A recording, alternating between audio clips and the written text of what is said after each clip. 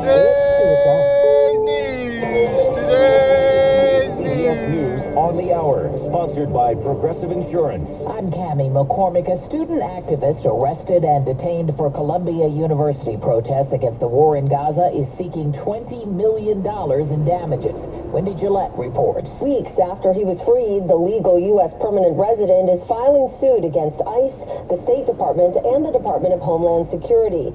His attorneys released an audio statement from Khalil in which he explains the lawsuit. To seek accountability from the Trump administration for false imprisonment, for warrantless arrest, for intentional emotional distress. Khalil's immigration case is still progressing. Wendy Gillette, CBS News. A federal judge in New Hampshire has put on hold President Trump's executive order ending birthright citizenship.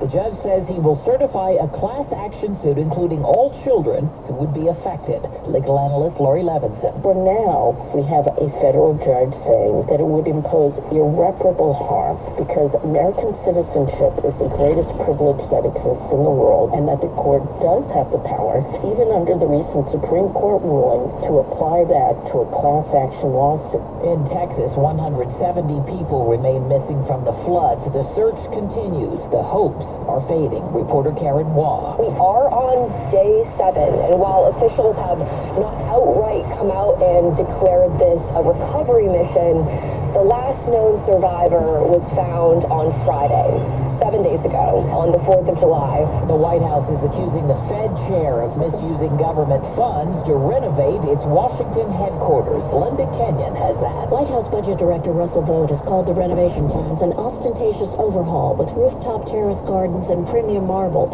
The original estimate to renovate the building, constructed in 1935, was $1.9 billion in 2019, but is expected to cost more than $2 billion by 2027. In a letter, Vought accused Fed Chairman Jerome Powell of misappropriation of funds and misleading Congress.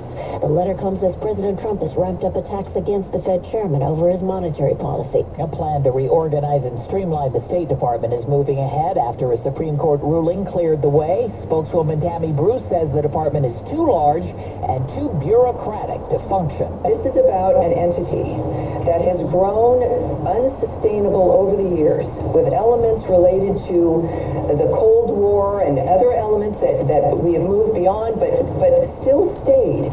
On Wall Street, stocks finished higher. Delta Airlines led a rally in airline stocks with a solid outlook for the year. This is CBS News. Well, that's today's news. I didn't hear any good news, did you? I didn't think so. I guess it's all about perspective. The glass is half full. Well, as always, I'd like to thank you again for coming along with me on these Dash Cam News adventures. You know the drill. Peace, love, and all that heebie jazz. Bye-bye, everybody. It's 78 degrees in Oakland, California.